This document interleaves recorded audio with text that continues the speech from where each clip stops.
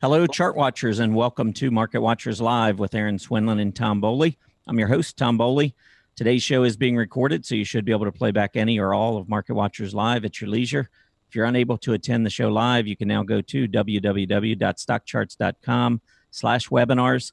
Follow the link to Market Watchers Live and play back the show. Each show will be archived on our site until the next show begins, so you'll have roughly a day. If you'd like to review an older program, you can now find those at our YouTube channel or on Facebook. During today's show, please feel free to submit your ticker symbol requests, questions, and comments using the chat window next to the video player. Later in today's show, Erin will provide me stock symbols from your questions, and I'll use those requests in the 10 and 10 segment at 12:50 Eastern Standard Time, where I'll attempt to annotate 10 stocks in 10 minutes. Market Watchers Live now airs 5 days a week, Mondays through Fridays from noon to 1:30 p.m. Eastern Standard Time. If you'd like to be part of the show, you can reach us via our chat room or Twitter. Our Twitter handle is at Market Watchers Live. That's at MKT Watchers Live. As you leave today's show, we'd love to get your feedback.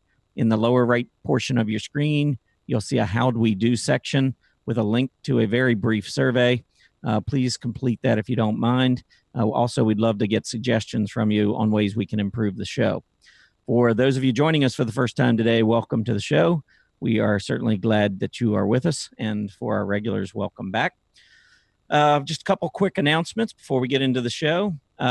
Tomorrow, I will be going through the MACD, give you some ideas of the trading strategies that I use with the MACD and different moving averages and candlesticks and so forth. But it'll be a really interesting discussion. Just my opinion on how you can use the MACD in your trading, but that will be tomorrow. So hopefully you can join us. This weekend, we will get our first December Chart Watchers newsletter. That'll be coming out sometime over the weekend. So if you're not already a subscriber, make sure you do so. You can do that simply by going to the blogs page at Stock Charts. And on the right-hand side of the page, if you scroll down, you'll find an area where you can just type in your email address and subscribe to that newsletter. And then next Wednesday, we got another special guest coming on. Tushar Shande will be joining us, and we'll try to pick his brain a little bit, see what he's thinking, what his methods and strategies are in trading the market, and also with the huge run-up that we've seen in the market in 2017, maybe get some of his expectations for 2018, and maybe talk a little bit about this crazy rotation that we saw yesterday, because it was one crazy day. But again, next Wednesday, I believe that is December 6th. Tushar Shande will be joining us, so make sure you have that on your calendar. And with that, I'll bring in my co-host, Erin. How are you doing, Erin, after that mess of a day yesterday?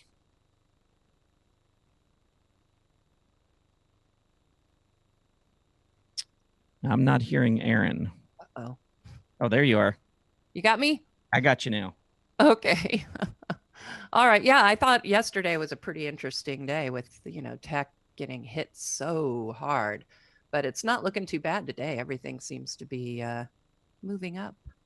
Yeah, you got to wonder if it's the calm before another storm in technology. I mean, there was obviously not just a big down day, but the volume on that move to the downside was very, very heavy. So there were a lot of folks getting out, whether or not it's just a really quick one day type of profit taking day, or whether it's going to be a little steeper correction remains to be seen.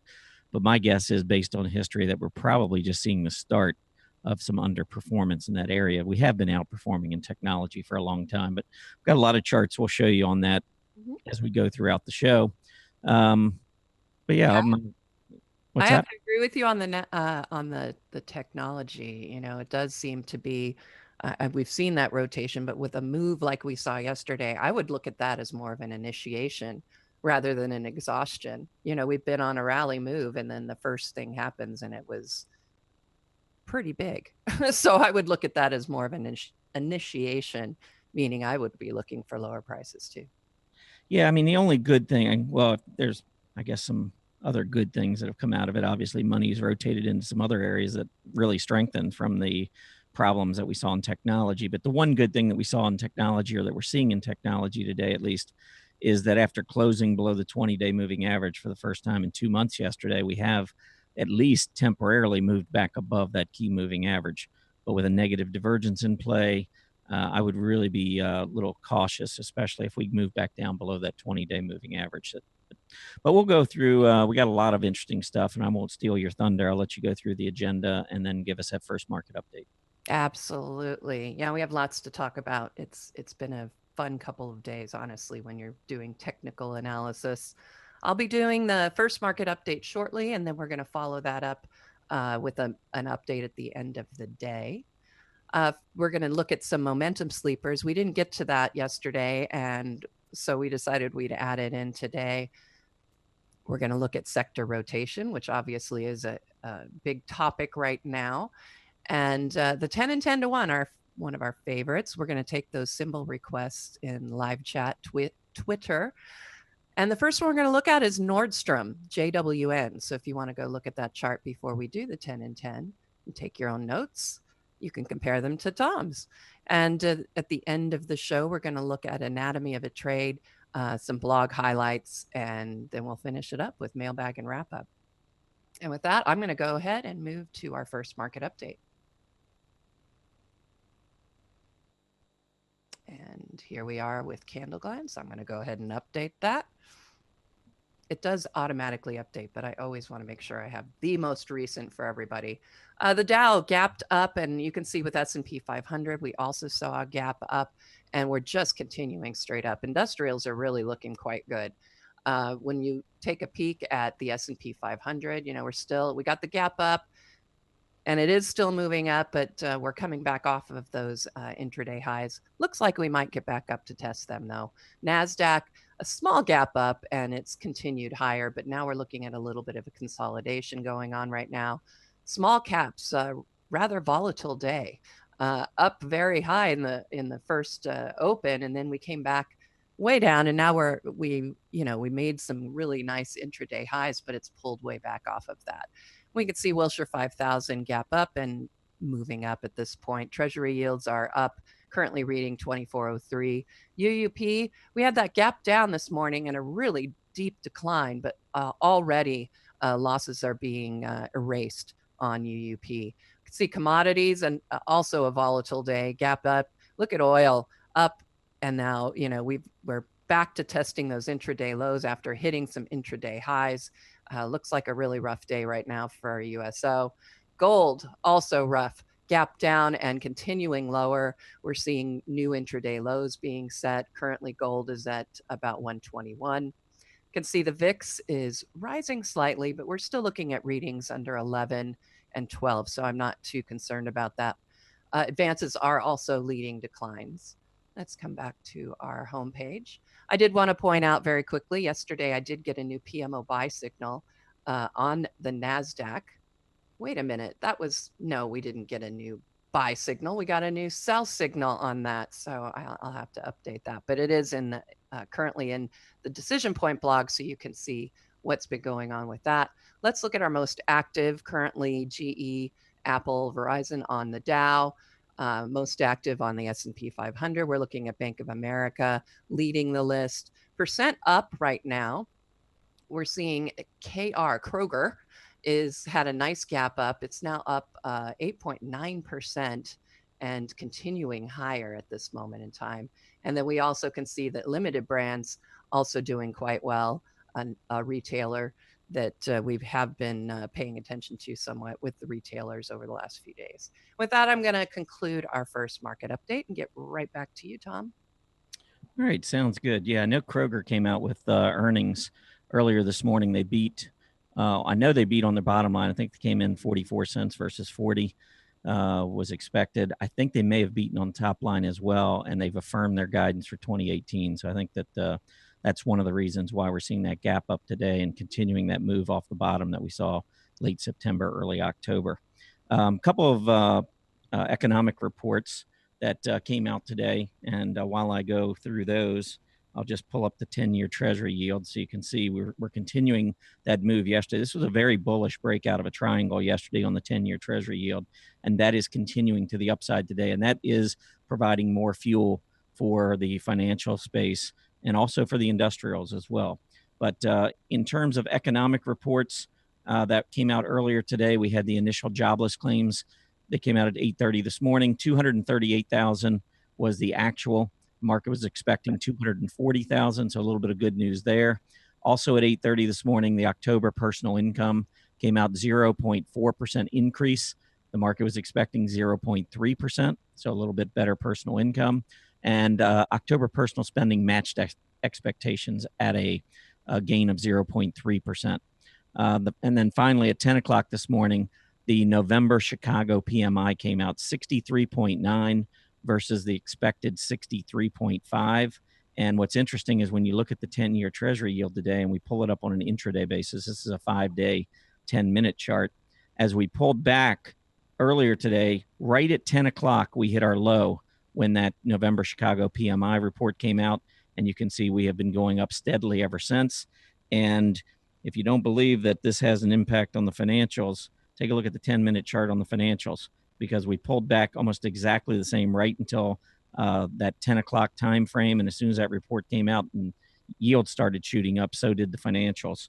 And taking it a step further, we can pull up the banks and you will see another similar move. Pull back, the economic report comes out, and then boom, we get another big advance in the banking area as well. So pretty interesting move. I think that this rotation that we saw yesterday, and I wrote about it in the blog this morning, if you had just looked at the S&P 500 from yesterday and saw that it was down 0.97 points, or I think it was down 0.04%, you would have looked at that and said, oh, another boring day in this bull market.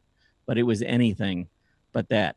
We had technology stocks that were really getting hit hard to the downside on extremely heavy volume, many of which have negative divergences that have been printing of late, meaning that price momentum has been slowing. So when you start seeing breakdowns with slowing price momentum before that, to me, it suggests that we're likely to see this extend for a while, and that this isn't probably just a one-day phenomenon. But we'll, keep an open mind and we'll continue to look at it each day. But I just wouldn't be shocked if we do see continuing relative weakness in the technology area, maybe throughout the month of December. And I'll show you a seasonality chart here in just a couple minutes.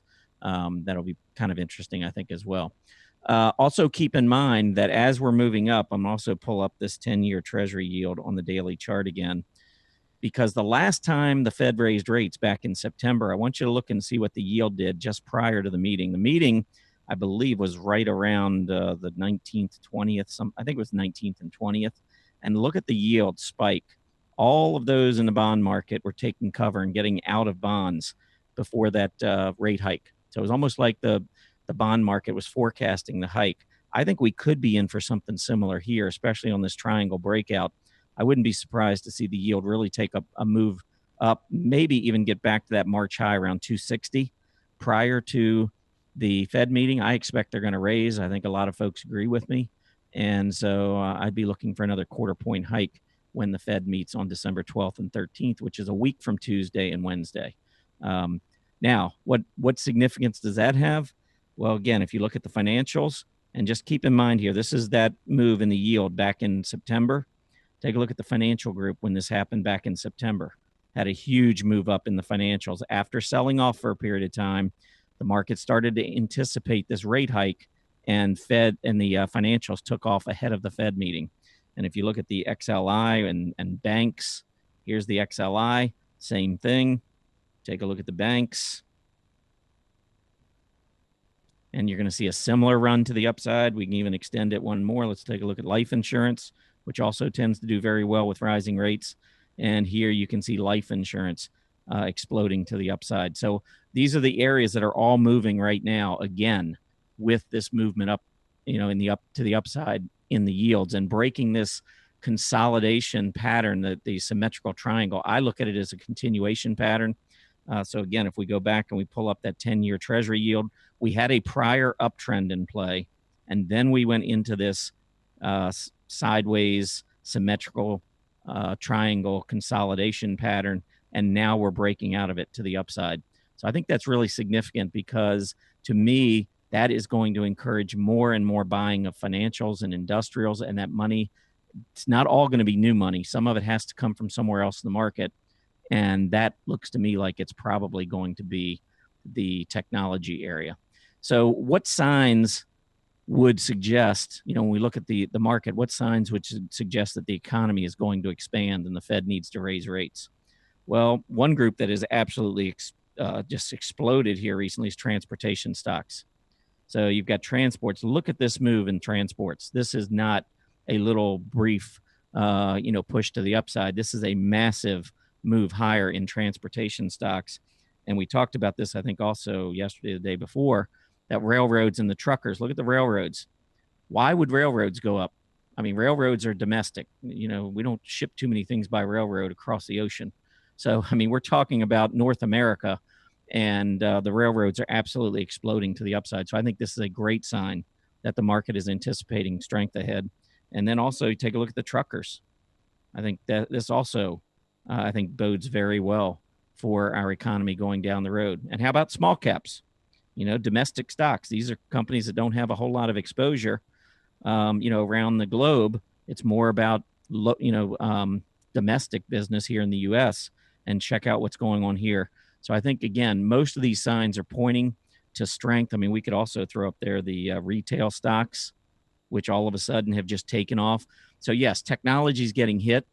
I know renewable energy yesterday took a pretty big hit. That's been a high-flying group as well of late. But money was rotating it. And I think that's the key. This rotation, to me, is very bullish. Now, if you're holding a lot of technology stocks, you might say, well, it's not very bullish to my portfolio. But as far as the bull market itself goes, it's encouraging that the money coming out of technology is finding a home in other areas. And I think all of these charts that I've been showing you are definitely pointing to that we're getting explosive moves in other areas of the market that I think are very encouraging about our economy. So those are some of the things that I'm looking for. I mentioned the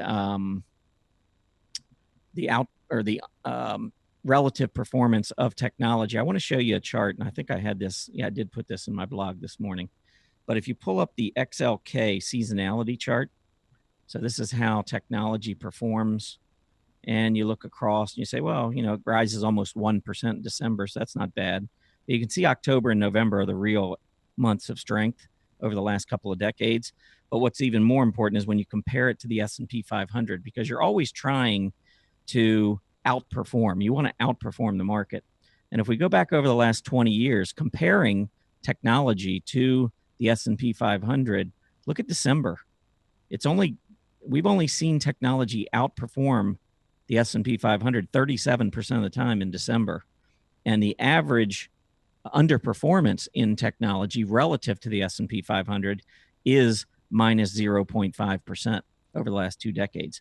So I think this is significant because when you look at the chart on the XLK, and we're going to talk about sector rotation a little bit later, and we'll talk a little bit more about this. But when you look at the chart on the XLK, you've got the higher prices. Look at that MACD. I mean, it is clearly negative.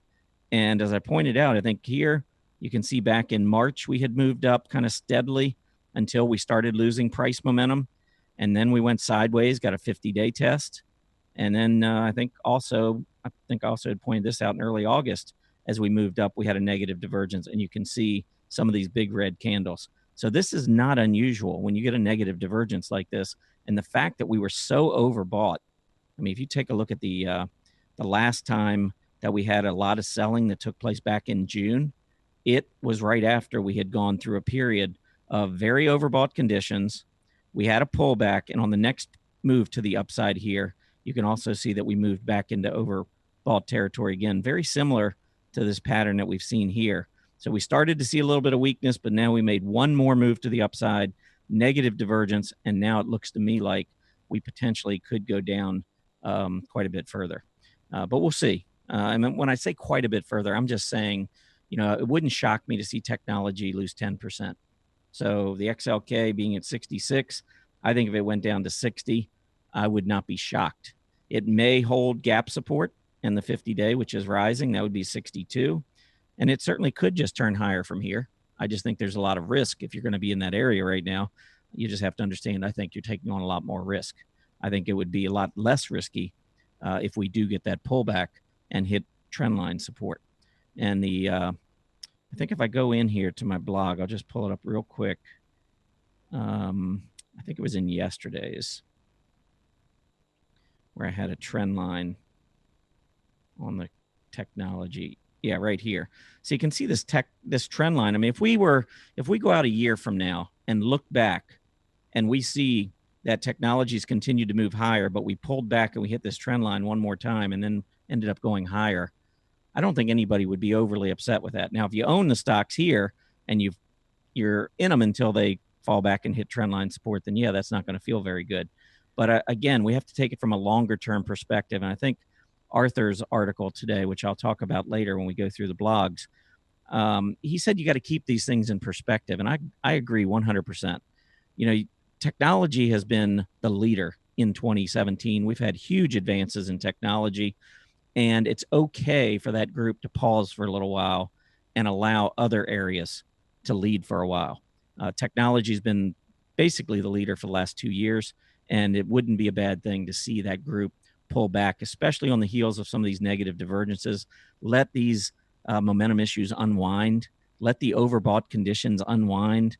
Have a little bit of relative weakness to unwind and allow that money to move into other areas. So I think there's a lot of good things actually that are coming out of this. Although, again, if you're in technology, it doesn't feel so good.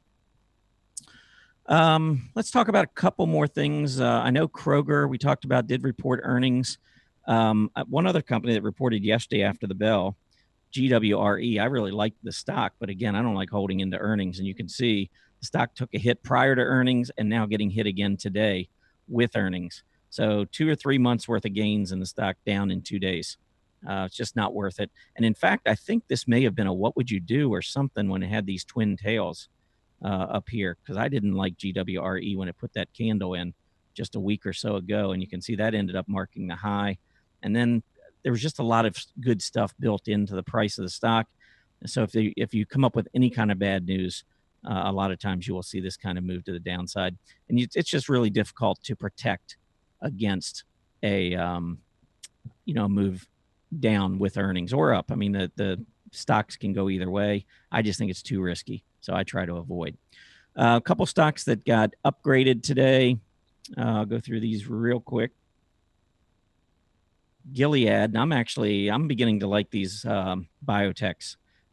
They, to me, look a lot like financials and industrials did just a few weeks ago when they were consolidating. This is a group that has been moving higher. The biotechs as a group have been moving higher throughout most of 2017, especially over the summer months when we broke out of that consolidation range over 1,800 on the DJUSBT. But I think this latest pullback is actually presenting an opportunity for another push to the upside in the biotechs. I haven't spoken about the biotechs recently just because they got overbought. Money started rotating away from that group and away from healthcare, but I see it coming back in now. So I would definitely keep these biotech stocks on your radar. But Gilead was updated. Boston Scientific, BSX, was upgraded, even though the stock has been taking a hit. It's up a little bit today, but I don't know what was going on there. There must have been some news, maybe earnings last couple of days there. Let's see. There was HCA was a third stock I know that was upgraded. This one actually made a really nice breakout with the upgrade, clearing about 4-month resistance. And then there was one other one that I wanted to mention, and medicine company, I think, MDCO.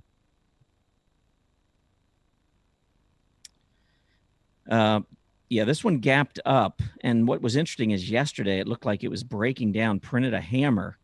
This I always find very interesting because who in the heck was buying yesterday when it was breaking down to have it recover like this? And then, oh, by the way, this morning the stock gets an upgrade. I don't know. Maybe that just seems a little strange to me.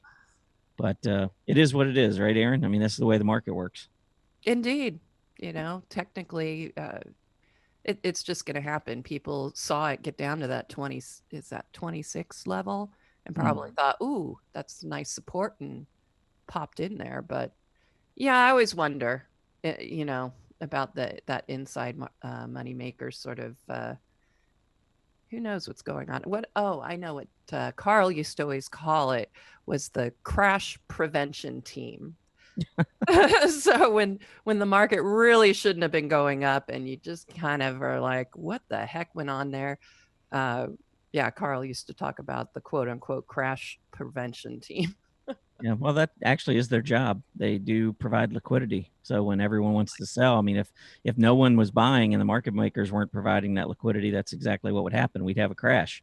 So they slow it down.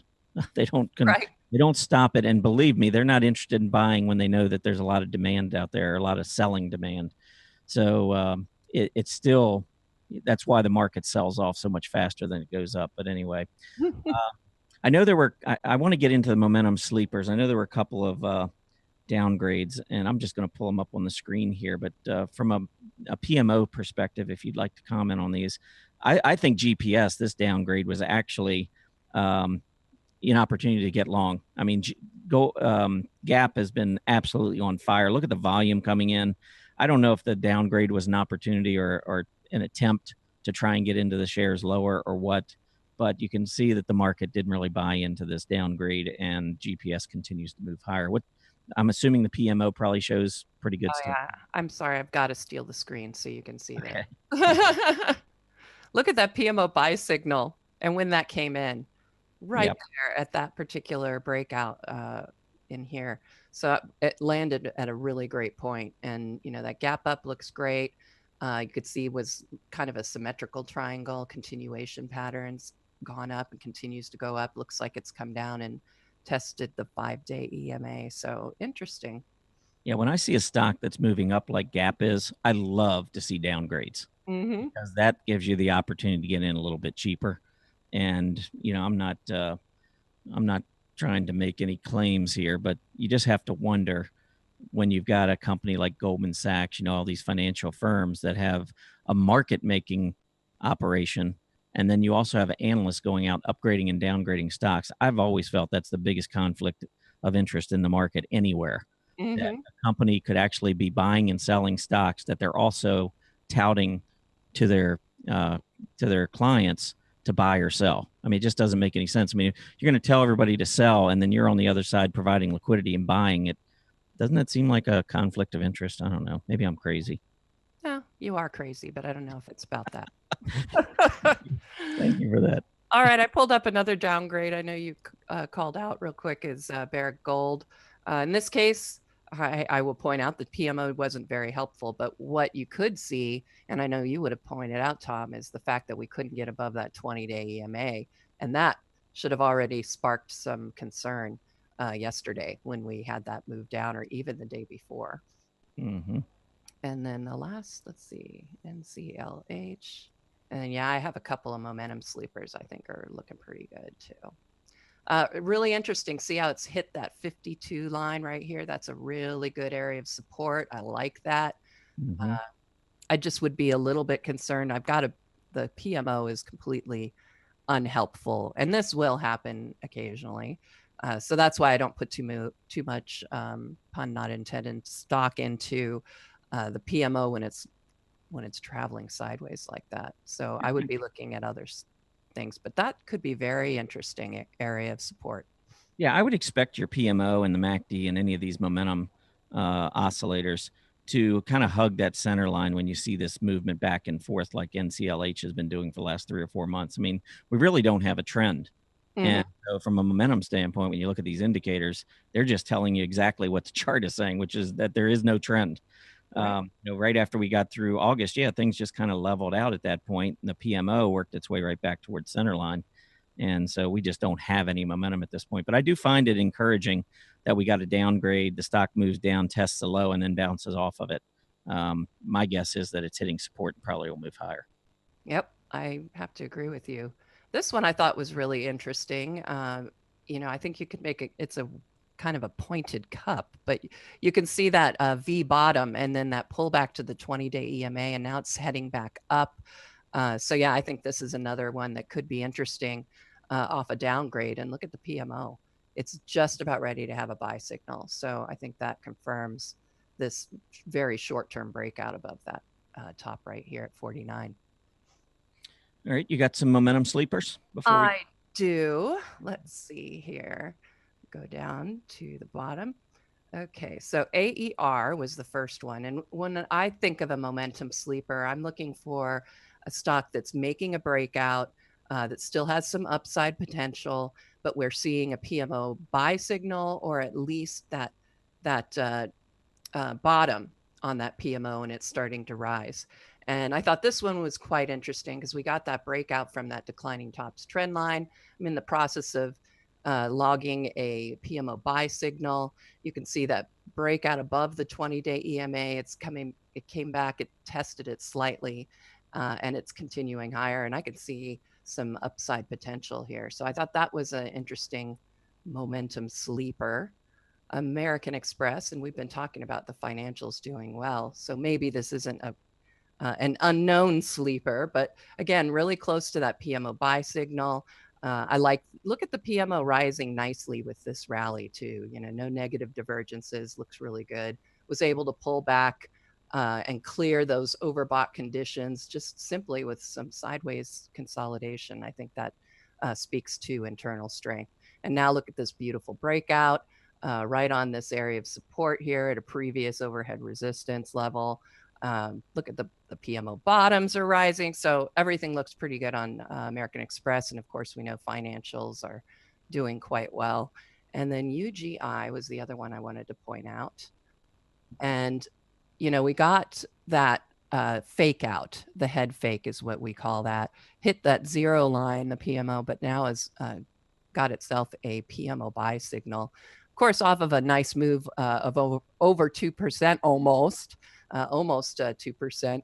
Of course, you're going to see a PMO buy signal like that. But I like this breakout above an area that I think you could say is pretty strong resistance. And now we've got some other levels we can move up to, and I think that's really great because it gives you a lot of flexibility on how long you want to be involved in it when you have such all these different levels of overhead resistance. And those were my momentum sleepers. I don't know what you might have had on your list. Yeah, I got a few.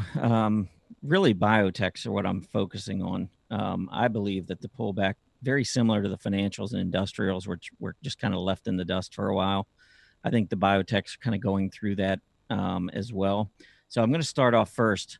Restaurants and bars have nothing to do with biotechs, but I want to show you on the restaurants and bars. When you look at a daily chart and you see this action back over the summer to the downside, you might say, well, this group's completely out of favor. It's completely broken down. I don't want to have, be a part of it. But notice that it went through this period of sideways consolidation, in this case for about 2 months before it started to turn back up. And the reason I bring this one up is if you go back and you look at the weekly chart, sometimes the daily chart, it's good to go back and pull up the weekly chart to get a little better feel. But here on the weekly chart, after the big move up that we saw on that daily chart, now we've got this whole cup forming. But when it was down the 20-week moving average and it started making this move to the upside, I know we were talking about this on the air just a couple of months ago, and it just looked like the restaurants were beginning to take this turn back to the upside and resume their prior trend.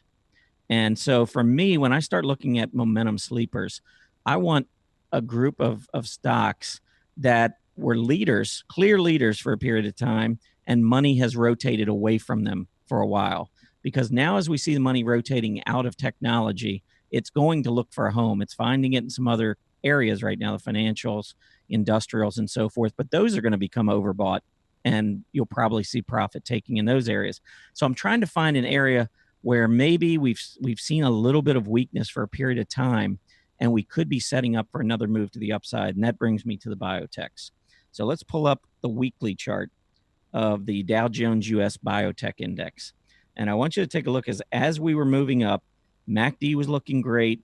And this pullback or selling or whatever you want to call it, literally is sitting right on that 20-week moving average. And it looks to me like we're just starting to turn back up again.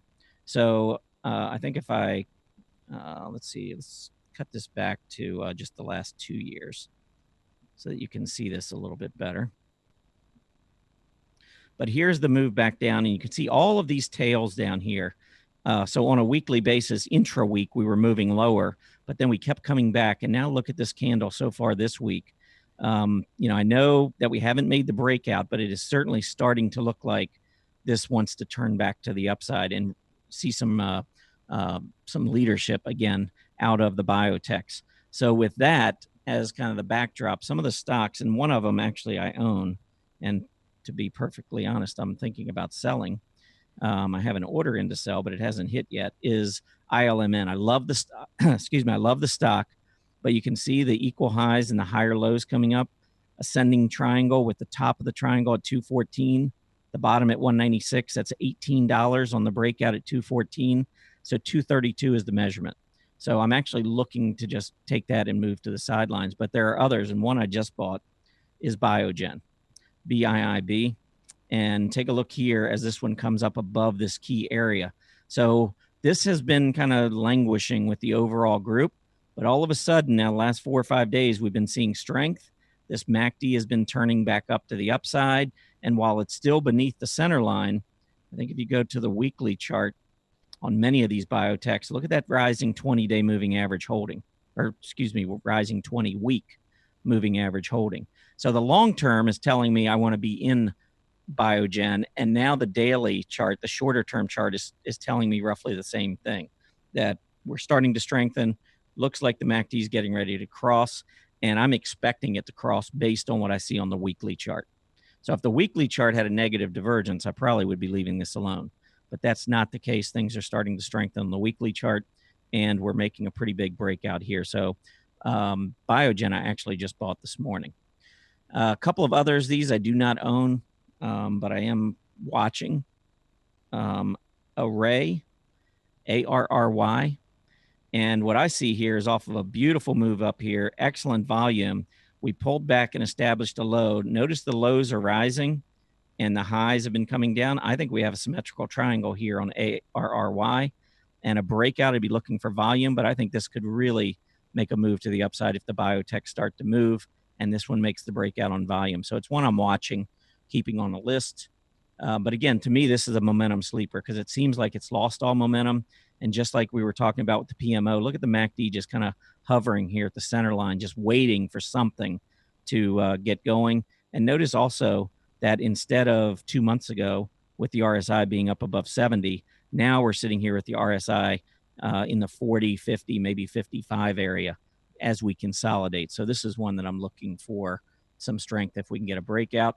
For those of you who like the really small stocks, NVAX, I think this is pretty interesting. Novavax made a huge move on volume. Notice resistance up here, really struggled, but when it pulled back, printed a hollow candle right on that rising 20-day moving average, and also tested this breakout area right here at about 127 or 128.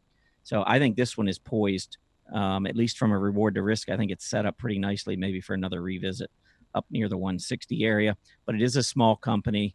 It carries a lot of risk with it. So be careful in terms of position size. And maybe some of you are may not like being in a stock like this that has that kind of risk, small company.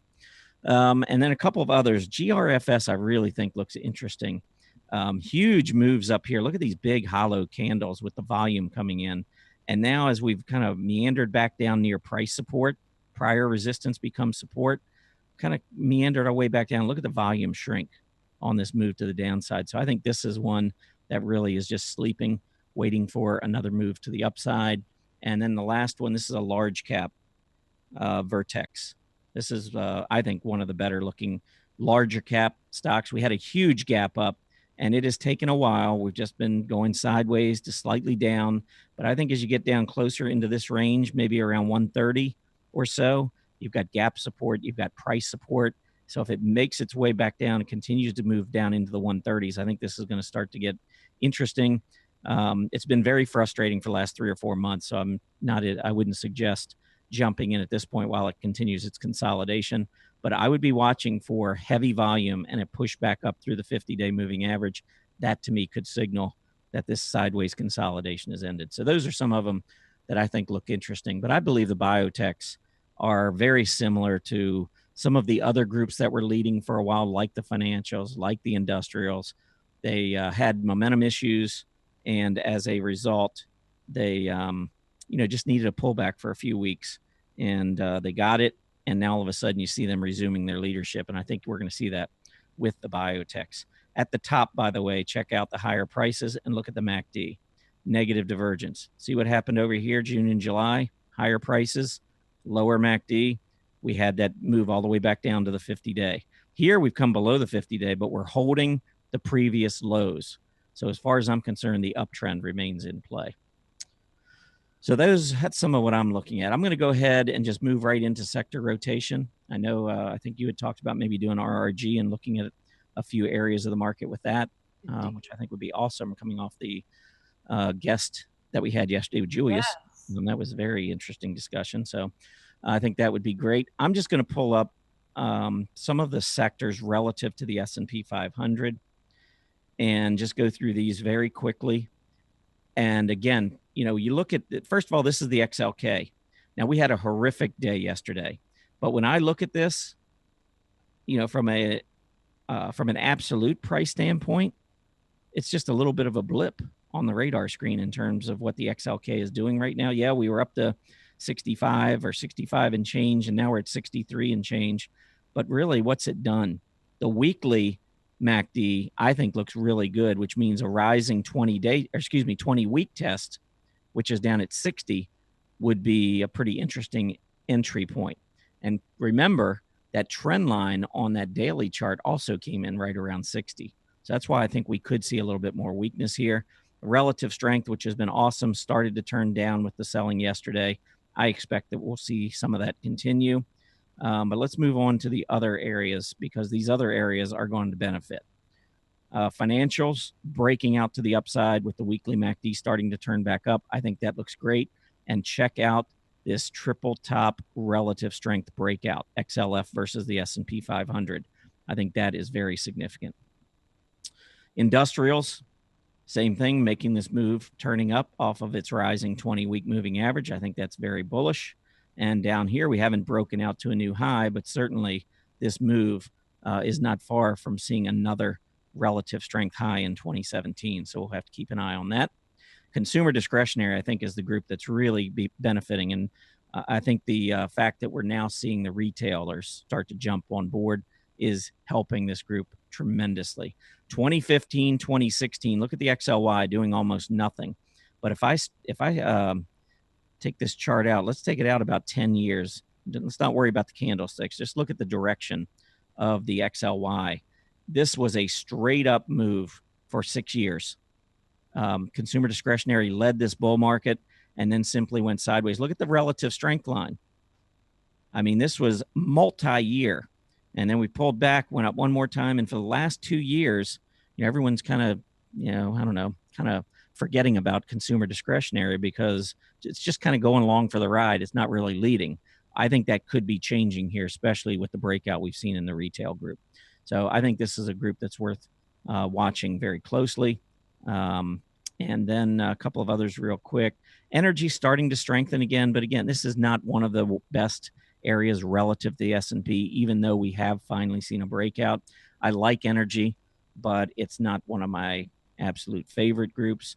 I do think that the industrials will continue to perform well. We're getting another breakout here. The rising 20-week continues to hold. And the XLB is very similar to the XLI and the XLF in that they both, or all three, had negative divergences on their daily charts and then went down and had 50-day tests to unwind those momentum issues. So I think the materials group looks good. Healthcare, trying to make a move back up off of rising 20-week moving average support. On a relative basis, it's just okay, but I do think that could begin to improve, especially if biotechs do make this breakout that I'm looking for. Consumer staples, this was great recovery after looking like maybe it was breaking down. So this goes along the lines of having wide participation in a bull market. This group is breaking out or trying to break out to a new high, which is great.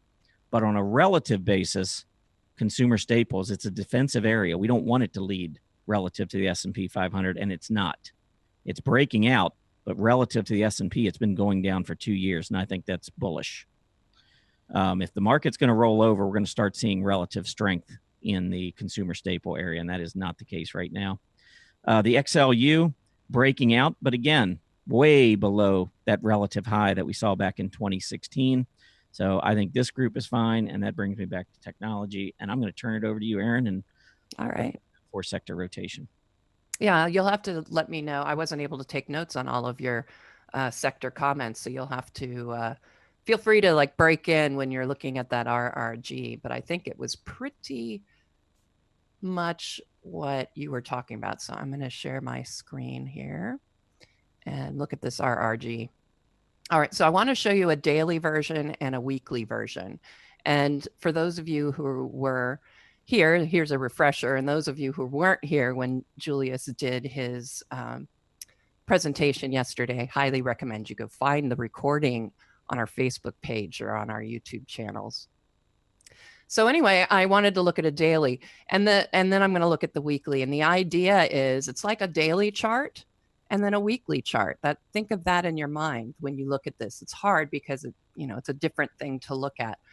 But I think it's really interesting because on a daily basis versus a weekly basis, you're going to see a few differences.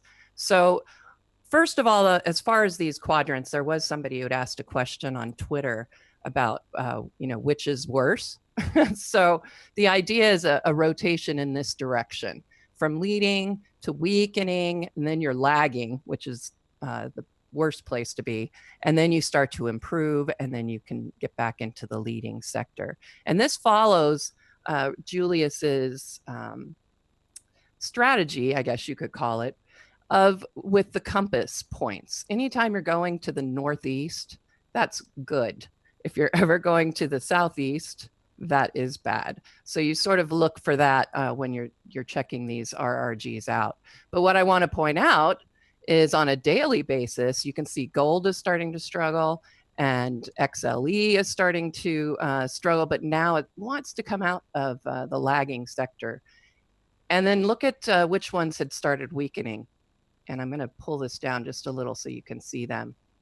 Commodities, utilities, REITs, real estate, utilities. And I think that's what you were speaking to is, we're starting to see this weakness in, in a lot of the more defensive sectors, minus technology here, on a daily basis. So we're seeing some serious problems with these stocks, but look at all the ones that are starting to improve. Industrials, financials, healthcare, materials. These are all what you were talking about, Tom, and looking at these starting to improve. The only one leading right now on a daily basis is consumer staples. But as you were saying, that's okay because it's not actually outperforming the S&P as I think if you showed a weekly chart, I think that's that would next. really change some things. All And that's right. one of the things that Julius, for those of you that weren't here yesterday, and Julius was looking at it, he said it's always a good idea to go back and look at the weekly and the daily, because what you might see is that you've got a really nice trend in play on the weekly chart. And if you just look at the daily chart, it could give you a false signal. Exactly. I think this gives us that, that short term, where's the rotation? Because we've been talking about it leaving technology and coming into financials and industrials. And I think this really gives you that picture. But this is a very short term picture. So when you move to a weekly version, now let's look at what's going on a little bit different, right? So we're looking at the lagging staples, gold, healthcare, utilities. So these are all moving in that wrong direction, that southeast, that southwest direction you don't want to see. But look at commodities and energy. It started moving into that leading quadrant, but we are starting to see a little bit of a southwest coming in here on those. So we'll be wanting to keep, pay attention. But, technology is still moving in the northeast. It's still in the leading category. So while in the short term it is getting hit pretty hard, and I think it might continue to be hit pretty hard, over in an intermediate term picture, we're seeing technology is still in the leading quadrant along with financials. It looks to me like gold is following the path of Hurricane Irma. Yeah, exactly. Not, and it makes sense because we're in a very strong bull market, and a lot of times, metals are used as sort of a safe haven when things are not going well in the market. So it's really not surprising to see it lagging. And I've been talking about it in my DP Alert blog that, you know, gold, I did not expect it to get above 1300. I was very satisfied to see that it did not. It's always nice to feel right for a little bit anyway.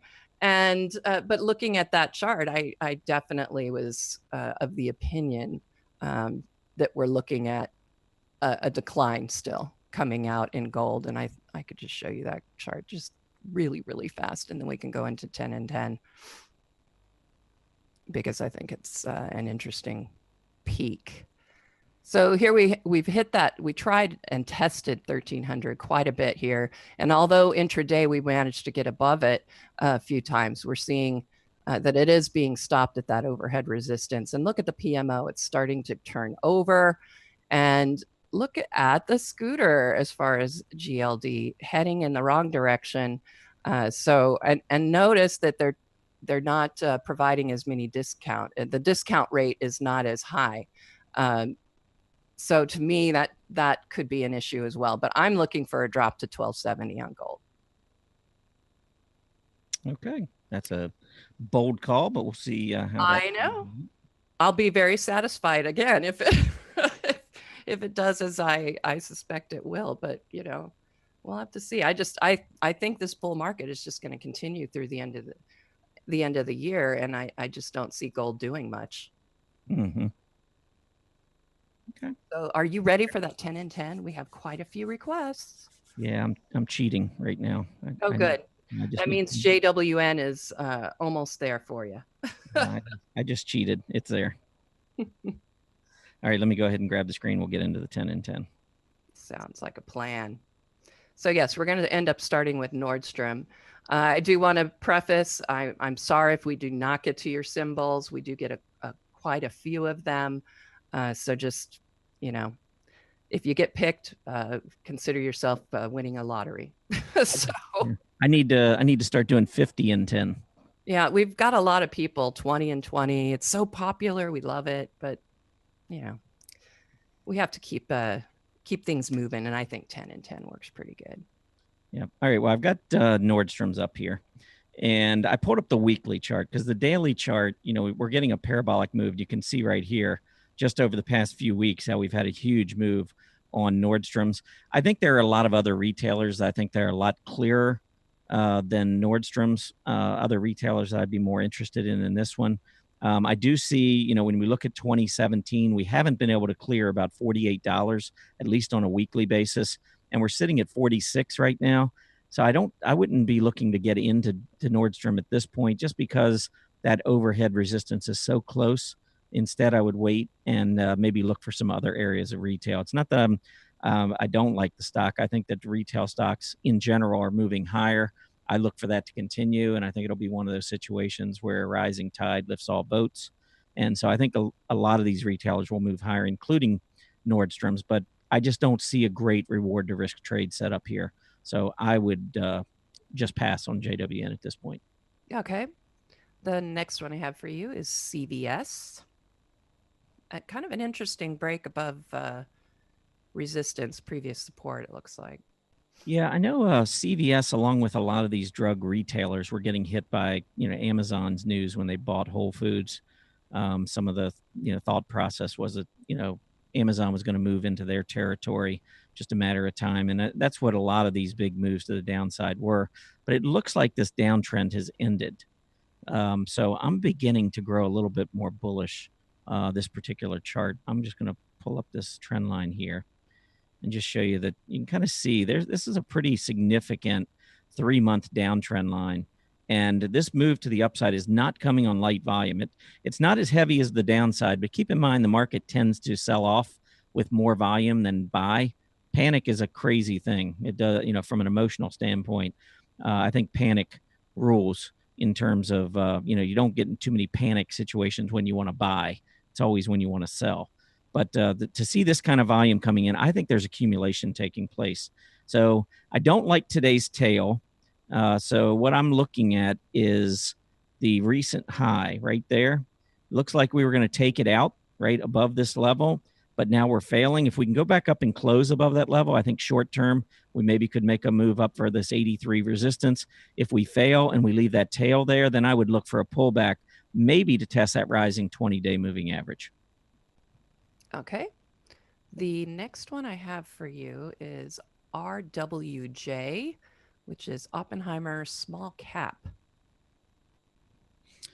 All right, small cap revenue ETF. Well, first of all, the small caps are doing extremely well. December, this is November 30th. December is the best month of the year for small caps historically, not just going back the last 20 years on the seasonality chart here at Stock Charts, but I've been keeping a spreadsheet that goes back to the late 1980s when the Russell 2000 index first started being calculated. And December has been up, I think, 25 of the last 29 years, or maybe 26 of the last 30 years. And the annualized return over the last 30 years has been almost 40%. So it swamps all the other months of the year. December, for whatever reason, very, very strong month for small cap. So when I look at this chart, I already know historically I've got a little bit of a bullish bias.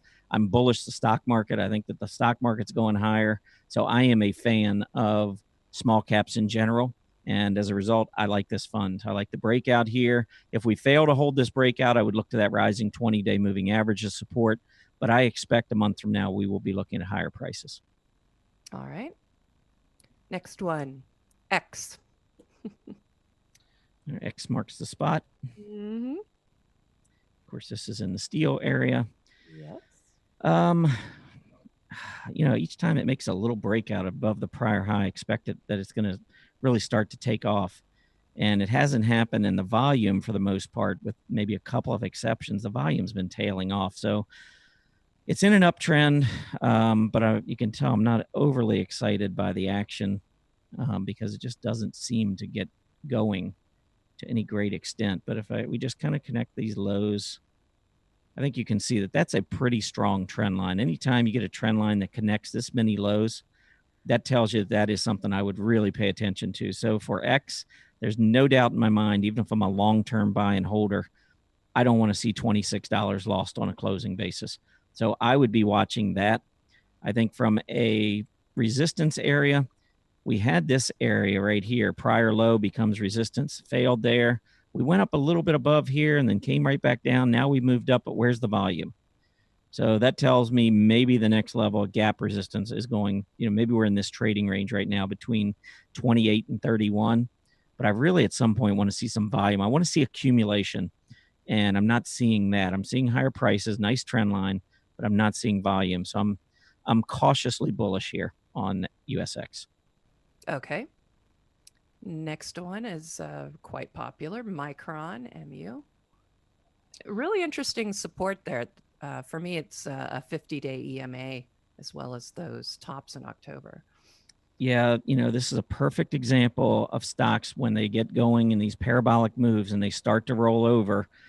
It's like this snowball effect coming down a mountain. It's just picking up more and more steam. It's hard to say exactly where this is going to go. I'd like to see a reversing candle on this 50-day moving average to feel good about entry.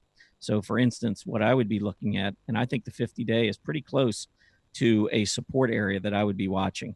So here was the hesitation, nice up move, a little bit of a flag and a breakout, continued moving higher. Is that a negative divergence? I think we could debate this back and forth. I have my own thoughts on that. But the fact that we've now lost the rising 20-day moving average for the first time in 3 months, you can see a lot of traders didn't like that. And so we're getting a lot of selling. I hate trying to step in front of a bus. And this is kind of what this looks like to me. I need to see some buying and a reversal. Right now, I just don't like this momentum to the downside. I think Micron's a great company. And many of these companies that are getting hit right now, by the way, came out with excellent earnings, but a lot of it was already built into the price. And so we're starting to see these, roll over. And I would not be surprised to see some sideways consolidation, maybe even more selling for quite a while. And I'm talking about maybe for the month of December, at least until we start heading into earnings season, start anticipating the next quarter earnings. So I would just be watching. I'm not interested in buying these stocks again. It's like a falling knife, and I think it's too risky. Yeah, I hear you on that. Yeah, I don't like to step in front of buses. Usually doesn't turn out so well. All right, the next one is Innovator IBD 50 Fund, which is FF All right. Well, you can imagine if it's the IBD50, it's a lot of these momentum stocks that got hit hard yesterday, and you can see that this particular fund took a big hit. But like the overall market, like the Nasdaq, like many of the sectors, the semiconductors, actually semiconductors not a good example, but like some of the areas, especially the XLK itself, we do see a negative divergence here. And so from that high over to here, I think it's pretty obvious that the MACD is much lower. And here you can see prices are much higher. And so anytime you get that negative divergence, it makes me a little nervous about the possibility of a sell-off. We've seen it in many sectors over the past few weeks, and I think technology could be the latest. So I'd be looking for some key support near recent lows. What I would really love to see on this fund is maybe a move intraday down below, say 32, even 31 and a half, and have this tail come back up, leave a tail and have it prices come back up and hold that support level. That's the kind of thing I'd be looking for. I mean, then you got support at this level, maybe again down here, again down here. I would just need to see some sort of a reversing candle before I would get overly excited or even consider jumping in on this. I'm going to just kind of connect this trend line. You know, the more things that you test, the more confident I feel about a reversing candle. So if we were to continue moving down and maybe hit this trend line and maybe one of these support levels as the trend line keeps rising and we get a reversal, that to me is when the reward to risk would shift more in favor of a long position. All right. The next one I have is VanEck Vectors Oil Services ETF, which is OIH. I've been neutral to bearish, honestly, on oil lately. So be curious as far as oil services, what you think. Yeah, I think this group needs one more push and to get back through 26 and a half to confirm. So at this, I mean, I'm on the fence. I see some areas of energy doing better than others, but I don't think there's a question that this area right around 26 and a half is important because this was a support level after some heavy volume. We broke down on heavy volume. Notice all the failures coming across here at about 26 to 26 and a half. So I'm going to feel much better about this group when we break above this level. Now to the downside, I think you've got to move up, a pullback, and now we haven't broken above this high. So these are the two levels right now. I'm just going to leave the resistance at about 26 and a half, but the support's down, in my opinion, around 23. I don't want to lose that. So this is that sideways range that we're in. If this group is going to turn bullish, we need to see a breakout above 26 and a half. Otherwise, a breakdown below 23, I think, would be very disturbing, given the fact that this trend line broke. This would then turn in look more to me like a bear flag, longer term bear flag, with the flagpole moving down and this being the flag moving sideways. So I really want to see a breakout above 26 and a half. All right. The next one we have is ABB Limited. So the symbol is ABB. All right. Possible cup and handle on the daily chart. Let's see. CMO wants to turn around. It's trying to bottom. Skipped one somewhere. Okay. ABB. Mm-hmm. Yeah, I mean, it could turn into a cup and handle. It could be an inverse head and shoulder. It could be a lot of things. I actually think this may have been one of the setups I had from a week and a half ago when it hit the 50-day moving average price support. So it's bouncing pretty nicely, and I'm saying that off of memory. I don't know. Maybe I'm delirious. Maybe I'm wishing I had it in my setups. But anyway, it was a nice move here to the upside, and I think as Erin mentioned, it could be a cup. I'm just going to mark the resistance as that black candle, the top of that black candle. But this right here, we could continue to move up, in which case when we get to 28.50, that would be a cup, assuming we get a little bit of sideways action to the right side for a handle, and then a breakout would be very bullish. The other possibility is that this high starts an inverse head and shoulder. Here's a little left shoulder at 28. We move back up briefly to about 28.35, put in the head, and now we're moving back up. Maybe we move back up a little bit above 28 and a quarter to put in the right side of the neckline, and then that inverse right shoulder goes in maybe just around 28 or a little below before a breakout. Either way, both of those would be continuation patterns. I see an uptrending stock. I think this will resolve itself bullishly and move higher in the end. All right. This one's kind of interesting. It's just closed the gap today. ALSN, Allison Transmission Holdings.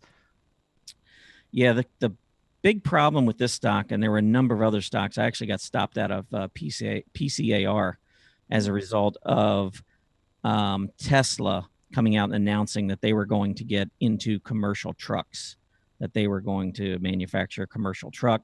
And that's what caused the big volume in this selling that we saw in Allison Transmission and some of the other stocks in this area. But I do like this move back up to the upside. It looks like we did a pretty decent job of holding on to price support on this pullback. And I'm looking at that level, and then those would be the two key areas of resistance as we go through. And notice we pulled back right to that and the 50-day moving average before we turned back to the upside. So I think this one looks pretty good. I wouldn't be surprised to see this now become some sort of sideways consolidation where the trading range is between 39 and 45 and a half. Okay. And the last one I have for you is kind of a long symbol. It's Canadian stock. It is ATD as in Delta / B as in boy .to. I know. Okay. Yeah, I like the volume coming in recently in the breakout. I think this one looks really interesting. I have no idea anything about the company, but I have a lot that I know about the chart just by looking at it real quick. I can see resistance was at about 64.80 or so. We got a beautiful uptrend in play. The rising 20-day has been holding. And even though we're breaking out right now, we're breaking out with a negative divergence. And some might say, oh, well, I want to sell. Sometimes you got to be careful because when you first break out after an uptrend is in play, you can have a negative divergence for a brief period before price action keeps moving up and then the MACD eliminates that negative divergence. So I think you can be, I need to see a reversing candle. I need to see loss of support, which for me would be this rising 20-day moving average. That would make me more cautious with this negative divergence. Until then, I like the volume breaking, the breakout on volume, because to me, this negates any momentum issues that you think you have from price because you don't get heavy volume breakouts. That is not a signal of slowing momentum in my view. So I think that this is a buyable breakout. We are a little bit overbought, and I tend not to do, buy when the RSI is above 70. But that pullback to price support and or the rising 20-day moving average would be a buy for me. And that is 10 in 10. No, I might steal the screen from you real quick because on that last one, the PMO did have sort of a different appearance to it than the MACD. So I just wanted to show everybody that real quick. Okay. All right. So yeah, you were pointing out the negative divergence on the MACD, but I would say we never really got one as far as the PMO. When we got this area of consolidation, it pretty much just started to go sideways. We never got a negative crossover, came very close, and now it's heading back up. And it's continuing in what I would say a bullish confirmation as it gets higher than the previous top. And volume, the OBV looks quite beautiful. So yeah, I'd be wanting to see it hold that 65 level. But I think this is definitely an interesting one. And yes, everybody's probably getting ready to type in there, but it's so overbought. Yes, the PMO is overbought, but you've got to remember when you're in a bull market, a strong one, especially on a stock, overbought conditions are usually not that big of a deal. And I could point that out even back here where we had some of these sell signals come in. I mean, we still were basically consolidating. It was a large trading range, but I don't worry quite as much about those overbought conditions, especially when I'm looking at a chart that looks like this. Okay, cool. Yeah. All right. Well, we're going to move into, actually, before we move into anything, I think we need to get another market update. So why don't you update everybody on what's going on? Yeah, I totally get so involved in what we're talking about. I do forget sometimes.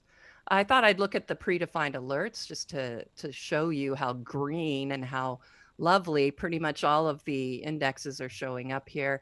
There's that industrial sector you can see getting stronger with the BPI crossing above 80. You've got the TSX climbing above 1600. Look at consumer staples, now has a BPI that's above 50. All new, new all-time highs intraday on, most of the major indexes, minus the NASDAQ. And I would like to look very quickly here at our scooters, because I haven't shown you that. Top 10 align, here we go, Urban Outfitters. You're seeing the same, the usual suspects, although in this case, and I did notice, is that, Urban Outfitters hasn't been in that top 10, and it moved very quickly there with a really nice move, PMO buy signal, etc. And now let's look at who's the big scooter movers today. And I suspect we might see some of the usual suspects again. We talked about Kroger. I think I talked about Kroger earlier, or you did. So, that it got that was an upgrade or a downgrade, right? I can't remember. That was an earnings report. Earnings report, yeah. Look at that scooter taking this huge move, so that in its universe, it's relatively strong, but also when you see a scooter moving toward that hot zone, that means there's internal strength going on there in the intermediate to long term. So thought that was pretty interesting. And then I'm going to take one quick look at our candle glance just so we can get a good picture of what's been going on here. And again, you can see it looks like the markets might be taking a bit of a pause here as lunch hour continues. And we're getting a little bit of a pullback. We'll have to see if that can continue higher and set some more intraday highs, all-time high intraday. Now we've got NASDAQ. It's still trying to rise. It's not quite as impressive as, say, the Dow, but we're still looking at higher prices. Wilshire 5,000 gap up and still heading higher. Look at Treasury yields, really taken a big move since we started the show. We're now looking at 24.31 for 10-year Treasury yields. UUP is getting back to positive. It's not quite there yet, but it had a really rough morning. It's now managed to take back most of those losses and could end up on the positive side. Conversely, gold, GLD, gapped down and has just been heading down the whole time. We really haven't seen any kind of a move to try and cover these losses from the early morning. And in any case, we're just continuing lower and lower, setting new intraday lows on GLD, currently reading 120.71. VIX is now starting to fall back down.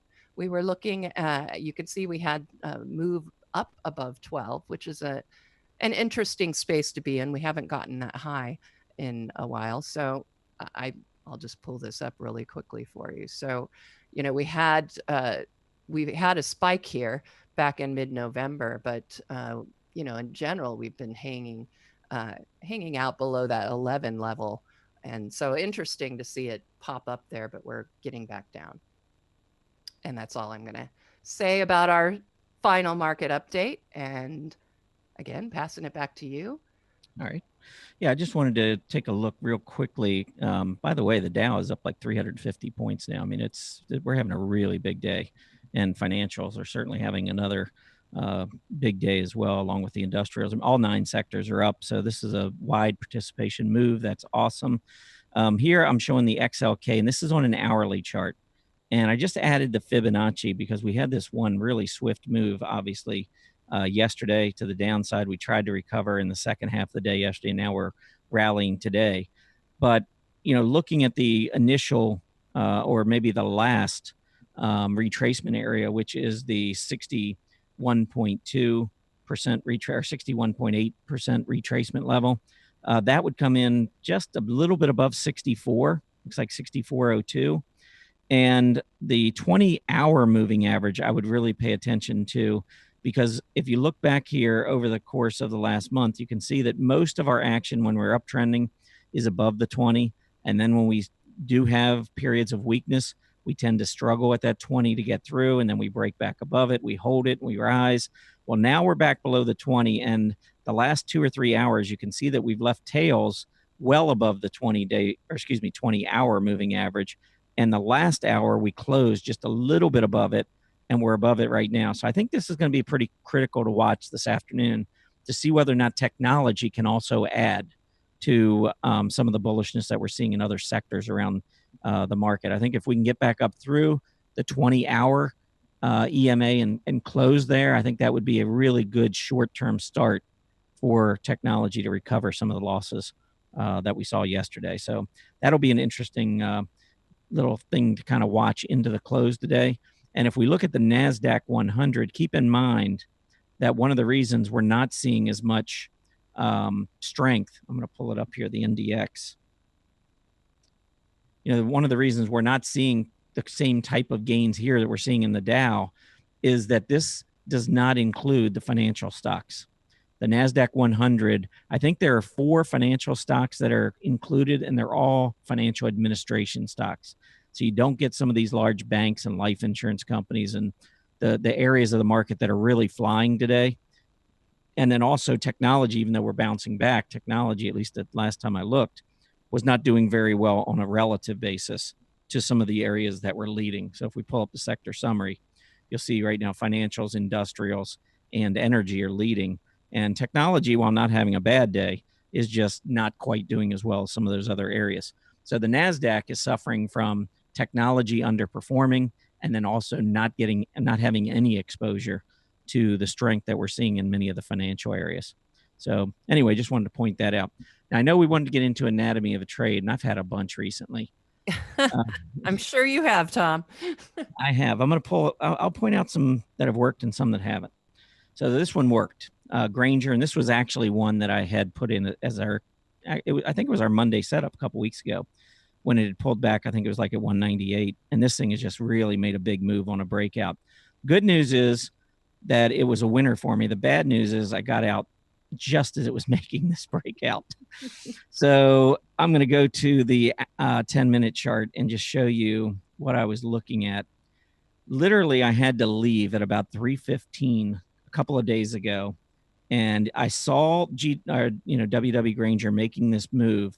But when it was making the move, the volume looked okay. But right at about 3:15, I think the stock had only traded about 350,000 shares that day. And if I go back to the daily chart, 350,000 shares on this chart was not much.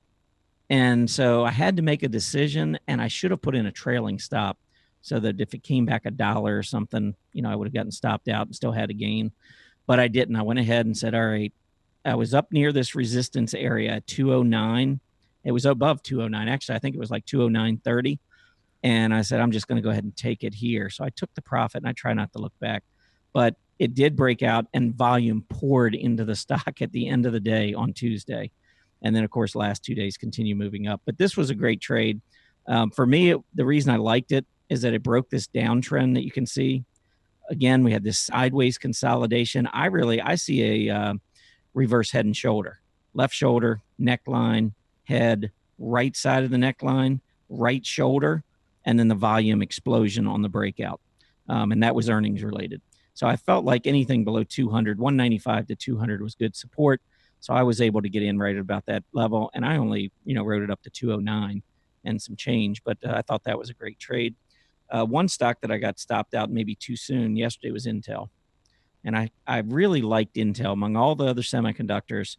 It had moved up, great volume. It really didn't do what a lot of the other semis did throughout most of 2017. And so it really caught fire here in October and early November. And I thought this 20-day test was going to be, the perfect entry. And so I got in, and then yesterday the selling picked up, and of course all the technology was selling off, and it closed below the 20-day moving average, so I took a loss. So this one has come back up, and now of course I'm kicking myself, but I wouldn't have been kicking myself if we had seen continued selling and the stock was down to 42, like we have seen in some of the other big tech names. So anyhow, those were a couple that I recently have done. And then I did mention earlier, I'll just pull up Biogen, because this is one that is actually, I just executed today. And I got in right at about 320, looking for this breakout and just feeling like the biotechs have consolidated and are starting to make that move up, as I showed earlier on that weekly chart. So I really began to focus on some of these biotechs. I have ILMN, which may or may not have executed as a sell, but I talked about that one earlier. I look for this one first, if we can get through the gap resistance up closer to 330, maybe 328 or so. I think this is one that could make another run back for that 345 to 350 area. Whether or not I hold it that long is another story, but that's what I'd look for here. Sounds good. So, everybody pretty much knows that you're a short-term trader. You go through quite a few trades. I'm more of an intermediate swing trader, so I'm not in and out of a lot of things every week. I really am more of a one or two a month kind of gal. Uh, that's just my focus, the way I do it, because I just don't want to have to watch religiously all day long my investments, which is how I feel if I'm looking at it in the short term. So anyway, I decided, Tom and I talked, and I decided to pick one that I would consider for a trade and where I would put stops and targets and that sort of thing. So I don't always place these stops, hard stops. These stops are sometimes mental, as we've talked about, Tom. And so for me, the short-term stops are going to tend to be mental stops, whereas an intermediate term trade, I might make a hard stop there. And of course, I've always talked about how if you're getting a nice parabolic move, that is when I recommend trailing stops, just because those declines, as we've seen, for example, in some of the tech stocks, can be a little bit painful, and it'll get you out before the rest of, while everybody's running, you could get out a little bit earlier. So here's what I was looking at. First of all, why would this be on my radar anyway? Well, my scans, I'm always looking for those nice momentum trades. I'm not necessarily that involved in how that sector is doing. I know that's a real. Hey, Erin. Mhm. I still have the screen. I just want to make sure you Oh, know. good. Well, it's kind of a good thing because everybody be reading my chart right now, and they wouldn't be listening. All right, so here is my anatomy of a trade. So this would have landed on my radar because of that PMO turn and the PMO buy signal above the zero line. And then I really liked the OBV. I think that the scooter has been holding strong, so I liked that. And then I went up and started looking at some of these price patterns as well. Got a nice breakout above that declining tops line. It's gone up above that 20-day EMA. It looks like it's coming back to test that a bit. So this would be one that I would look at. And if I got in at this point, I would want to see as a short-term trade, I would really not want to see it go much below 82. But I would want to set my stop a bit lower than 82 just because I like to, and I always make it a really odd number. I mean, I just remember this from auctions and that kind of thing. It's better to go in with a slightly weird number than a number right on. And sometimes you can get a better deal because your stop will either come and get negotiated quickly and you get out. But if it's, for example, I set this under 82. So, a lot of people might have these triggers at 82. So it could get, they're going to all start selling. But if I have mine a little bit lower, it sometimes will keep me in when I'm not really ready to get out. So my short-term stops, obviously, I make those a bit tighter. And then I think what's really important in all of your trades, if you don't do this, you should consider it, is targets. It's great writing one up and then you're thinking, well, I'm going to stay in because, it's going up and, that's great. But for me, I like to look for these targets. And when I get to that target, I want to sell. I mean, I want to lock in that, I want to lock in the gain, even though it might just really annoy me if it continues to go up. I like to set these targets and then I can reevaluate when they get to the target. So my short-term target, and I think I have these backwards. Yes, I do. I have them backwards. My short-term target, would be at 88. Now it's pointing up here, but that would be my short-term target. I would be looking at getting very close to 88, maybe not all the way to it, because again, you find that these the support and resistance levels, there's memory to it, and so for me, if I get close enough to it, I'll take it. I'll take that. But for the intermediate term, I like to set my targets a little bit higher, and it's, again, I don't have limit orders in for these targets. It's one of those things where I just kind of keep an eye on it.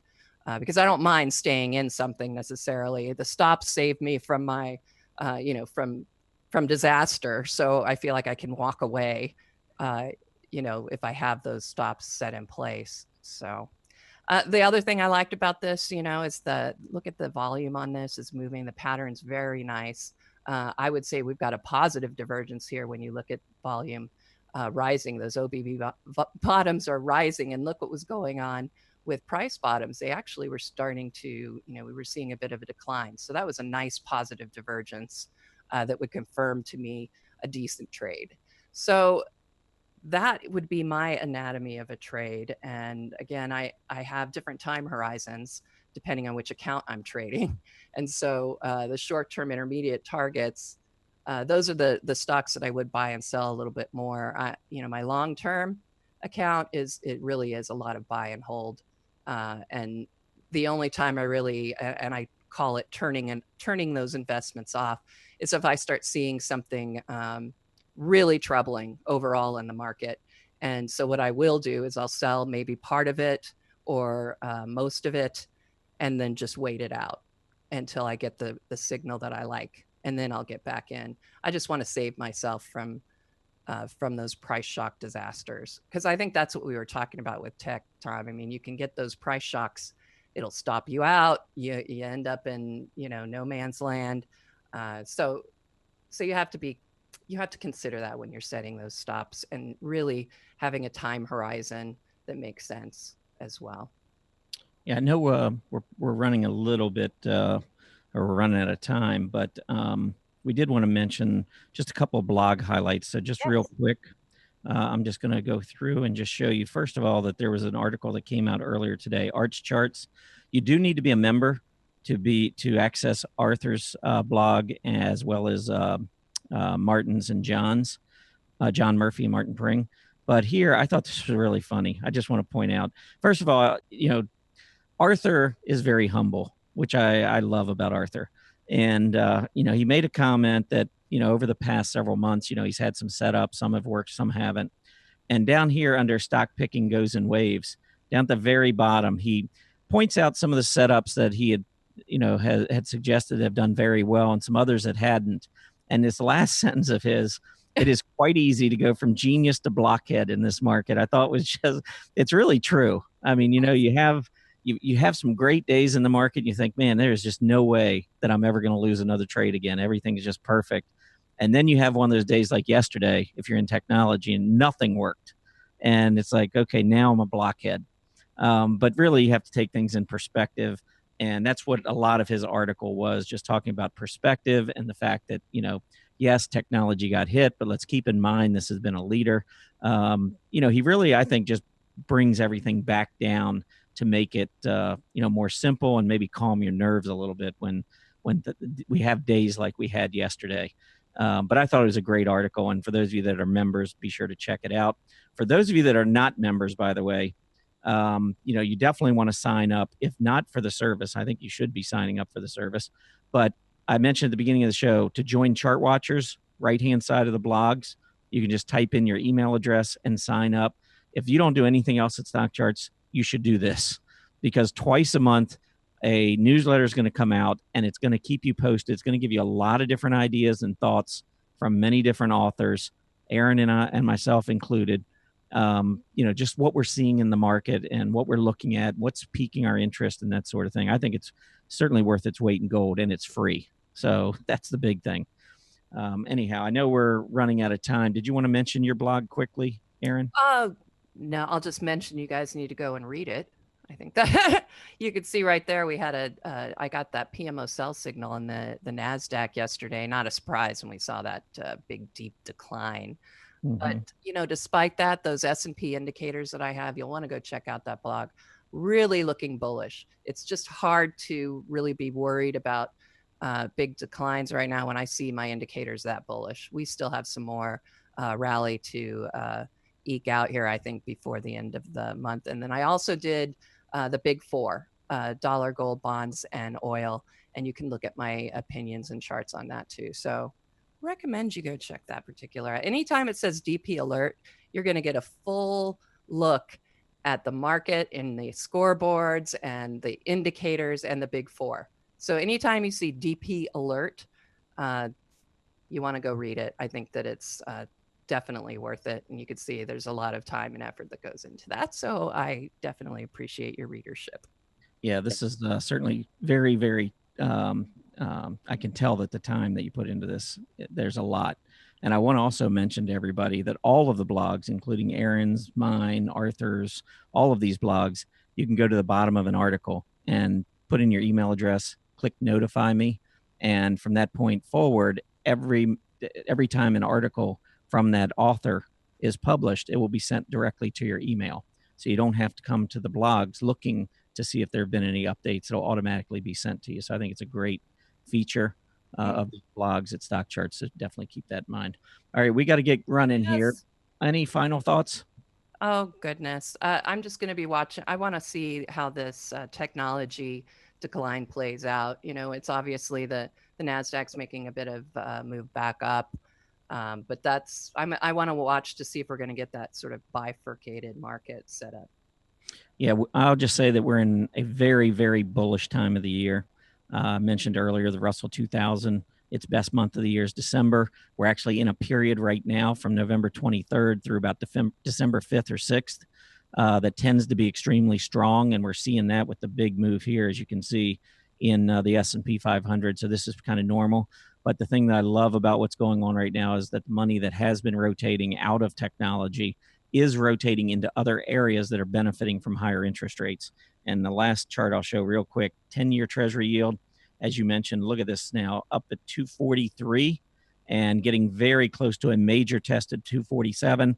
I think we're going to see it run to 260, and it might run there heading into the Fed meeting a week from Tuesday, where I expect we'll see another rate hike. So with that, I think we're going to call it a day. Appreciate everybody stopping by here. Just one last mention, a couple of announcements. Tomorrow, I'll be doing a segment on trading strategies with the MACD, so feel free to join me for that. And again, this Saturday and Sunday, Chart Watchers newsletter, first one of December, will be out. Next Wednesday, Tushar Shande, one of the blog authors here, will be joining us to discuss his different methods and strategies and how he looks at the market.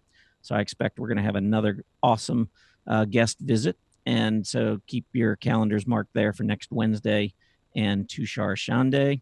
Again, I want to thank everybody for stopping by. Really appreciate your support of Market Watchers Live. Please complete the survey as you exit. We'd love to get that feedback from you, what you think of today's show and what you think of Market Watchers Live in general. Any suggestions that you have, that sort of thing. We read all the comments, every one of them. As a reminder, Market Watchers Live airs 5 days a week now, Mondays through Fridays from noon to 1:30 p.m. Eastern Standard Time. Have a great Thursday afternoon, everyone. We'll be back tomorrow on Friday. Happy trading.